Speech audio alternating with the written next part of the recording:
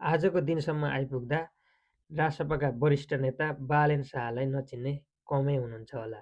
बालेन शाहका यी चुनावी आमसभाका विभिन्न भाषणहरूलाई सुन्दाखेरि उनका भाषणहरूमा केही कमन कुराहरू देख्न सकिन्छ। ती कमन कुराहरूलाई मैले छोटकरीमा यहाँ व्यक्त गर्न गइरहेको छु र के कस्तो लाग्छ यो कुरामा चाहिँ तपाईँहरूले थपघट गर्न सक्नुहुनेछ। यी कमन कुराहरू, पहिलो कुरा चाहिँ उनको भाषणको सुरुवातमै उनले नमस्ते, सन्चै हुनुहुन्छ, खाना खानु भयो कि भएन, तपाईँलाई के मनपर्छ जस्तो यो अन्तर्क्रियात्मक शैलीमा सुरु गर्छन् कि सिधै आएर भाषण नदिएर कि उनले अन्तर्क्रिया गरेर सोधेर बुझेर बुझ्ने किसिमले। अब त्यहाँ त सोधेर सम्भव त हुँदैन त्यत्रो जनतामा, तैपनि औपचारिकताको लागि चाहिँ उनले अन्तर्क्रियात्मक कुराकानी शैलीमा भाषण सुरु गरेको देख्न सकिन्छ। नमस्ते, सन्चै हुनुहुन्छ? चिया खानुभयो त? खाना खानुभयो? 2 नम्बरमा उनी कुन ठाउँमा भाषण गर्दैछन् त्यो ठाउँमा आजसम्म भइसक्नुपर्ने समस्याहरूको समाधान चाहिँ तर आजसम्म पनि किन भएको छैन भनेर त्यसका कारणहरू खोतल्न थाल्छन्। खल्तीमा पैसा नभएको विपन्न गरिबले शिक्षा पाउनु पर्यो हुन्छ, बाटो बन्नु पर्यो। अनि तेस्रो लेयरमा यिनले के गर्छन् भन्दा ती समाधानहरू चाहिँ गर्ने सम्बन्धमा के गर्न सकिन्छ भन्दा थोरै सम्भावनाका कुराहरू गर्छन्। न्युजमा देख्न पाइन्छ किसानले बाटोमा दुध पोखाएको, तरकारी फालेको। त्यो के रहेछ भन्दाखेरि किसानले सही बजार नपाएको, किसानले सही मूल्य नपाएको एउटा समस्या रहेछ। केही सीमित बिचौलिया, केही सीमित नेताहरूको एउटा सिन्डिकेटले गर्दाखेरि पारी जुन अनुदानले कृषि हुन्छ त्यो सस्तो जस्तो देखिन्छ।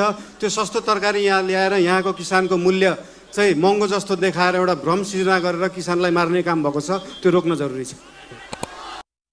चौथो लेयरमा जहाँ बोल्दैछन् त्यहाँका सम्भावनाहरूको बारेमा उनले थुप्रै चर्चाहरू गरेको सुन्न सकिन्छ। जस्तै सुदूरपश्चिमको भाषणमा उनको यो सम्भावनाको कुरा सुन्न सकिन्छ। मान्छेले देशलाई स्विजरल्यान्ड बनाउनु पर्छ भन्छन्। स्विजरल्यान्डको बाउ बढी मालिका यही छ, किन बनाउनु पर्यो स्विजरल्यान्ड?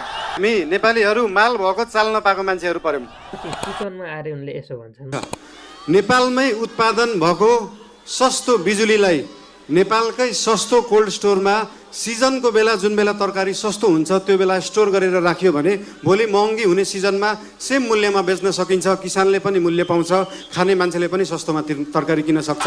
त्यो रोनाल्डोलाई फुटबल खेल्न सिकाउनु पर्छ।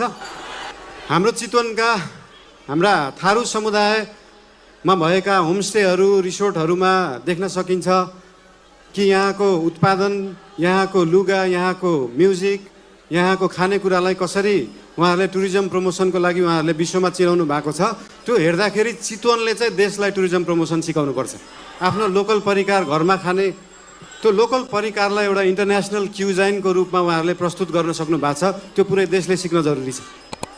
र 5औं नम्बरमा उनी जहाँ भाषण गर्दैछन् त्यहाँको स्थानीय भाषा प्रयोग गरेको देख्न सकिन्छ। सायद त्यहाँको मान्छेहरूको मन जित्नलाई हो या के हो, वा उनको शैली त्यही नै हो कि के हो, स्थानीय भाषा सकेसम्म प्रयोग गरेको देख्न सकिन्छ।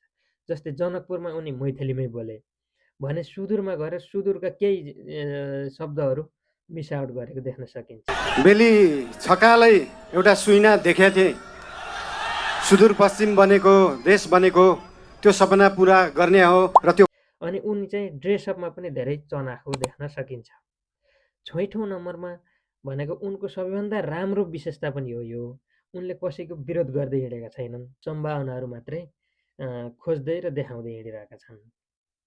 अन्त्यमा भनेको चाहिँ उनी एकदमै भेटेर खुसी लाग्यो, धेरै धेरै माया भन्दै छुट्टिएको देख्न सकिन्छ। अब यहाँ आइयो, तपाईँहरूलाई भेटियो, धेरै खुसी लाग्यो। सबैको आफ्नो शैली हुन्छ। उनको यो शैली चाहिँ तपाईँलाई यो शैली मध्ये सबभन्दा मन परेको चाहिँ के हो? मलाई चाहिँ मन परेको के हो भन्दा उनी अरूको विरोध नगरी भएका सम्भावनाहरूको खोजी गर्ने काम गरेका छन्। त्यो चाहिँ मलाई मन पर्यो।